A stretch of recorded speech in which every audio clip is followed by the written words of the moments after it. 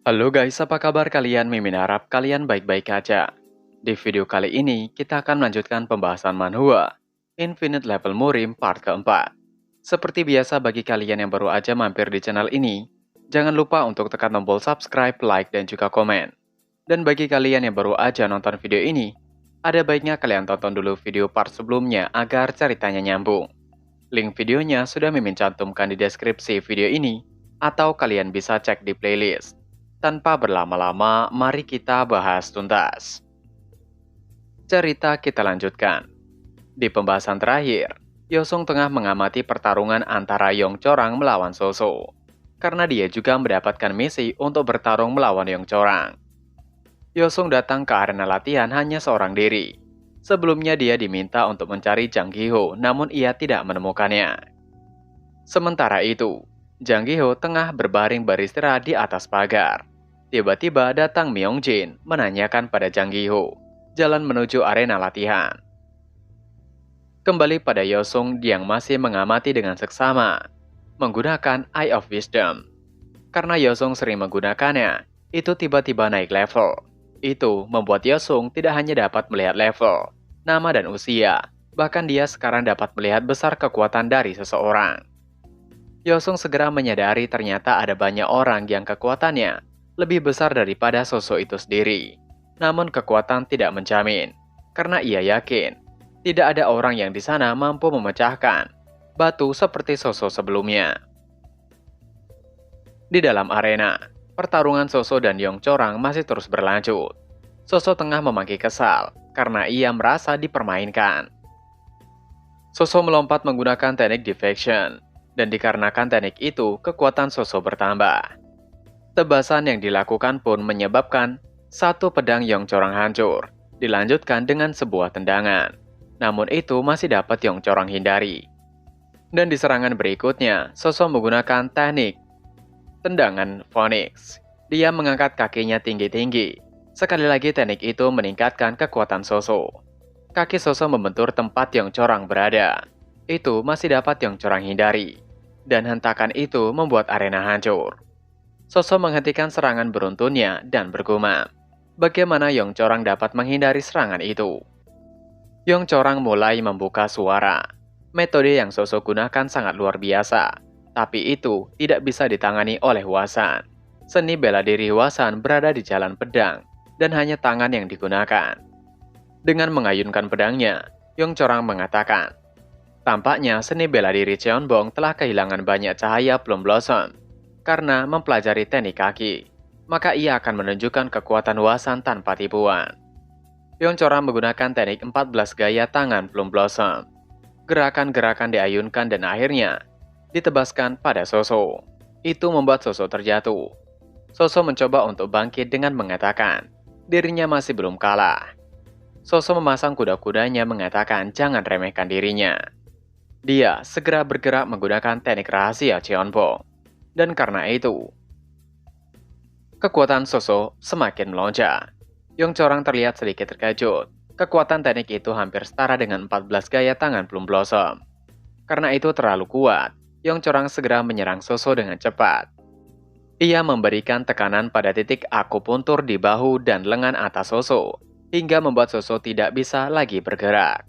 Sebelum jatuh, Yosung datang dengan menompangnya. Sepertinya kegigihan Soso tadi meningkatkan moral murid Akademi Cheonbong. Mereka sedikit memuji Soso yang telah bekerja keras. Tiba-tiba Yongcorang mengatakan kepada Yosung, sepertinya ia melihat Yosung berasal dari keluarga kecil. Ia mencari lebih dari sesuatu. Tetapi sampai sekarang ia tidak menemukan dan tidak ada yang bisa memuaskannya. Tapi ketika melihat Yosung, ia percaya Yosung berbeda. Tiba-tiba datang Jang Giho ke arena bersama dengan Myongjin mengatakan, ia bahkan tidak tahu ada acara besar di arena. Ia benar-benar ketinggalan berita. Melihat kedatangan Myongjin, Yongcorang menghela nafas karena terlambat. Yang kemudian Yongcorang pergi ke tepi arena. Melihat itu, Jang Giho mengatakan, ia masih belum bertarung mengapa Yongcorang menepi. Yang menanggapinya adalah Myongjin, bahwa lawan Jang Giho adalah dirinya. Yosung sedikit cemas karena keduanya di atas rata-rata dalam kemampuan fisik. dan kali ini akan menjadi pertarungan kekuatan. Keduanya saling berhadapan untuk sedikit bertukar kata. Dari penglihatan Yosung, kekuatan Myeongjin hanya berada di angka 89 dan Jang Gi-ho berada di angka 90. Itu berbeda satu angka. Yosung juga melemparkan pedang Jang Gi-ho untuk digunakan. Itu akan memberikan sedikit bantuan pada kekuatan Jang Gi-ho. Keduanya segera memasang kuda-kuda untuk memulai pertarungan. Baru saja pertarungan dimulai, serangan kuat telapak tangan Myeongjin menghantam Jang Gi-ho dengan kuat. Namun masih dapat ditahan oleh pedang dan tangan Jang Gi-ho. Di sini, Myeongjin tidak menggunakan pedang hingga melukai harga diri Jang Gi-ho. Dia melemparkan pedangnya dan tidak akan menggunakannya. Dia bergerak dan segera memberikan serangan balik pada Myeongjin. Serangan demi serangan Jang Gi-ho layangkan, namun itu dapat Myeongjin hentikan. Dia mencengkram tangan Jang Gi-ho dan memberikan pukulan tepat di antara perut dan dada Jang Gi-ho. Jang Gi-ho memaki kesal karena pergerakan tangannya dihentikan oleh Myeongjin. Ia menggunakan teknik Jeonbong Kick untuk membuat Myeongjin menjauh darinya. Setelah ada sedikit jarak, pertarungan mereka berhenti sejenak. Jang Gi-ho tiba-tiba merasakan ada yang tidak beres. Ia ternyata mimisan. Dan ketika ia mengusapnya, itu tidak berhenti. Dalam penglihatan Yosung, kekuatan Jang Gi-ho berkurang secara bertahap. Yeongchorang kemudian menjelaskan alasannya. Itu dikarenakan teknik telapak tangan Myeongjin sebelumnya. Itu menyerang bagian dalam tubuh. Mendengar itu membuat Jang Gi-ho tidak menyerah. Mungkin itu hanya ada beberapa yang hancur dalam tubuhnya. Itu bukan masalah besar. Walaupun mengatakan itu, Jang Gi-ho terus kekurangan kekuatannya. Setiap bergerak, kekuatannya akan berkurang 1 poin. Itu pun tidak menghentikan Jang Gi-ho. Jang Gi-ho terus menyerang ke arah Myeongjin dan memberikan serangan-serangannya. Serangan itu dihentikan. Myeongjin menggunakan tokatnya. Secara otomatis kekuatan Myeongjin bertambah ketika menggunakan tokatnya. Dia mencibir. Jang Gi-ho jelas-jelas lebih lemah dari Yeongchorang. Sedangkan di sisi Jang Gi-ho kekuatannya terus berkurang 1 poin. Walaupun begitu, Jang Gi-ho masih terus menyerang dan bertahan. Di menara tempat biasa Taegong mengawasi siswanya, dia tiba-tiba dikejutkan dengan kedatangan Jung Ki yang mengatakan bahwa Soso akan baik-baik saja. Jung Ki melanjutkan, ia pikir keingintahuan kedua pendekar Hwasan terlalu jauh, tapi akan membantu pertumbuhan murid Akademi Jeonbong. Dan ia juga berpikir, hukuman Jindo terlalu jauh. Namun menurut Taegong tidak begitu, karena itu adalah kesempatan baik bagi mereka. Jung Ki sedikit bingung menebak, apakah yang Taegong maksud adalah murid baru? Kembali pada pertarungan, Myeongjin dan Jang Gi-ho masih terus bertukar serangan. Pukulan dan pertahanan saling bertukar. Namun saat itu juga kekuatan Jang Gi-ho masih terus berkurang.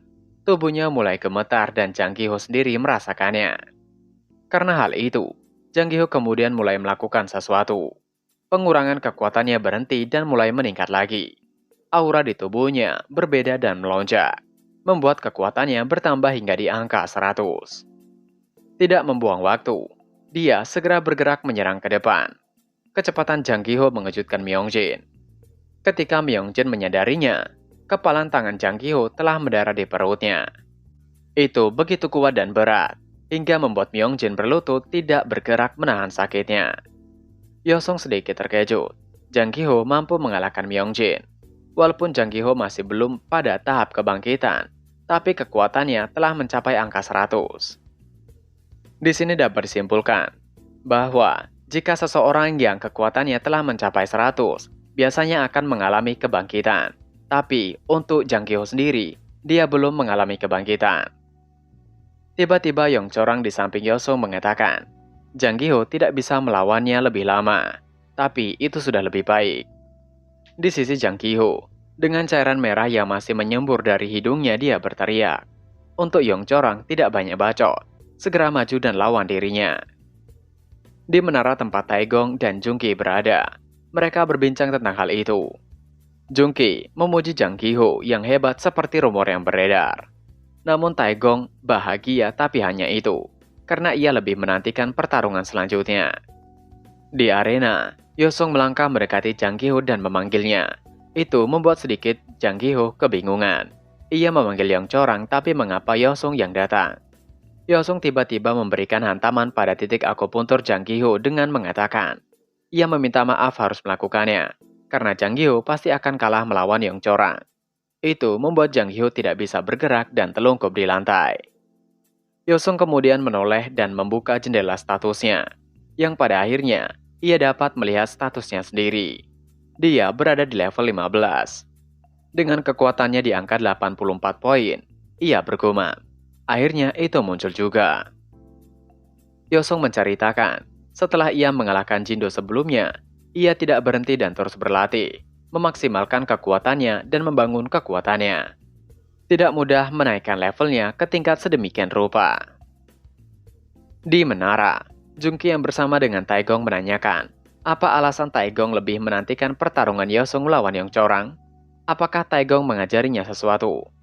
Namun Taegong mengatakan tidak, ia tidak mengajarinya apapun. Yang Yosung tahu hanyalah gerakan dasar berpedang. Kemampuan Yosung sulit untuk diungkapkan melalui kata-kata.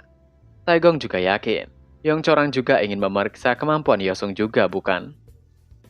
Di arena, tanpa menunda, Yosung segera bergerak dan telah berada di hadapan Yong Chorang. Itu membuat Yong Chorang sedikit terkejut, namun hanya sekedar itu saja. Yong Chorang akan mudah menghindarinya. Yosung masih terus mengejar. Dia tidak berhenti dan menunggu. Ketika Yong Chorang akan menggunakan teknik 14 Plum Blossom, pedang Yosung tiba-tiba menghentikannya. Itu membatalkan gerakan kesinambungan Yong Chorang untuk menggunakan tekniknya. Ketika pedang saling beradu, Yong Chorang memutuskan untuk melepaskan pedang Yosung dari tangannya. Pukulan Yong Chorang membuat Yosung melepaskan pedang di tangannya. Itu melayang dan akan jatuh. Namun Yosung dengan sigap memegang bilah pedang kayu itu alih-alih memegang gagangnya. Ia menebaskan sekali lagi dengan mengatakan, jangan berharap ia akan melepaskan pedangnya. Gagang pedang Yosung menghantam bahu Yong Chorang. Yong Chorang tentu terkejut, ia bergumam. Itu bukan teknik yang diajarkan oleh akademi, bukan? Yong Chorang mulai meremehkan Yosung. Itu sungguh menyedihkan.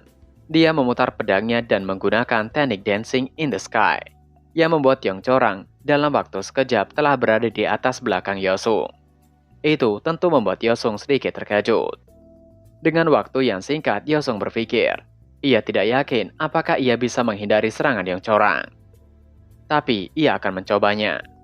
Tiba-tiba mata semua orang terbelalak ketika melihat apa yang terjadi. Yosung benar-benar dapat menghindari serangan Yong Chorang dalam sekejap. Ia telah menjauh dan menjaga jarak dari Yong Chorang. Melihat itu membuat Jungki menegur Taegong. Taegong sendiri sedikit gugup, karena itu perkembangan yang tidak ia duga.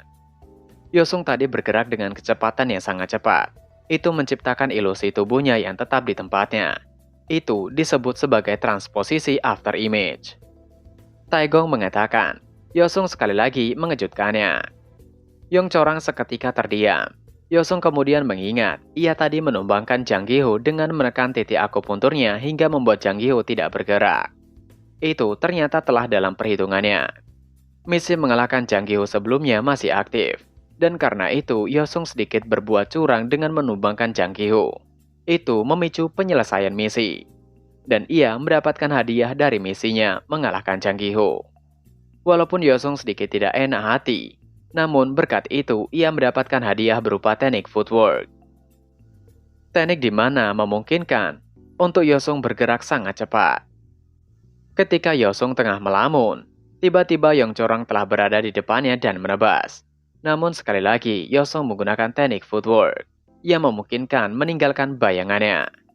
Dan yang Yong Chorang tebas hanyalah bayangan Yosung.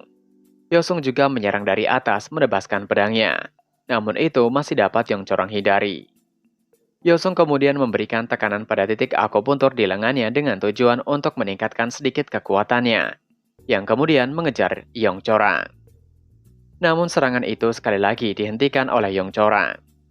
Di kesempatan itu, Yong Chorang mengatakan, apakah Yosung menguasai titik-titik akupuntur, tingkat sepele yang bahkan tidak bisa dicapai oleh latihan Samjae. Yong Chorang kemudian melompat dan menggunakan teknik 14 Plum Blossom Sword. Serangan itu menebas bahu Yosung dan merobek bajunya. walaupun itu hanya serangan dari pedang kayu, namun itu menimbulkan memar dan sakit. Yongcorang mendarat dan mulai meremehkan bahwa naga Akademi Cheonbong tidak ada yang istimewa sama sekali. Di sisi Yosung, dia sedikit merasa lega karena ia berhasil menghindari serangan fatal. Itu membuat Yongcorang bingung juga, bagaimana Yosung dapat menghindari serangan fatalnya. Yongcorang masih menganggap Yosung hanyalah beruntung, karena serangannya tadi adalah serangan yang begitu cepat. Melihat serangannya dapat dihindari, itu membuat Yongcorang terkejut sekaligus kecewa. Ia ingin melihat seberapa jauh Yosung akan dapat menghindar. Ia akan memastikan menangkap Yosung di serangan berikutnya. Ia akan menyerang di saat langkah kelima. Yosung bergerak menyerang Yongcorang dengan gesit sembari berpikir. Ia membayangkan kehidupannya yang sekarang sudah lebih baik daripada masa lalunya. Ia memiliki rekan-rekan yang baik dan juga ulet dalam bela diri. Tapi di sini, raut wajah Yosung terlihat marah ketika melihat Yongcorang. Ia berteriak, apakah hanya itu saja satu-satunya teknik dari Hwasan yang Yongcorang kuasai? Yosung bergumam, kali ini ia akan memberikan pukulan yang bagus untuk Yongcorang. Dia segera membalikkan pedang kayunya hingga ia menggenggam bilah pedang kayunya sekali lagi. Yongcorang memberikan semua pada pergerakannya kali ini. Ia mengaktifkan semua teknik yang ia miliki. Sedangkan saat ini, Yongcorang telah selesai dengan hitungan 5 langkah kakinya sebelum menyerang Yosung. Langkah terakhir menghindari Yosung, ia gunakan untuk melompat. Ia mengangkat pedangnya tinggi-tinggi yang kemudian menggunakan teknik Plum Blossom Storm. Beberapa tornado kecil muncul dan menggulung Yosung, menebasnya dan seolah-olah mencabik-cabiknya. Tapi sayang, sosok Yosung yang masuk dalam serangan Yongcorang adalah bayangannya saja. Yongcorang seolah bingung. Apakah Yosung berhasil menghindari serangan seperti itu lagi? Dalam sekejap, sosok Yosung telah berada tepat di depan Yongcorang dengan mengatakan, "Aku tepat di depanmu." Yosung langsung mengayunkan pedang yang telah dia balik dengan begitu kuat, melayang di antara kaki Yongcorang.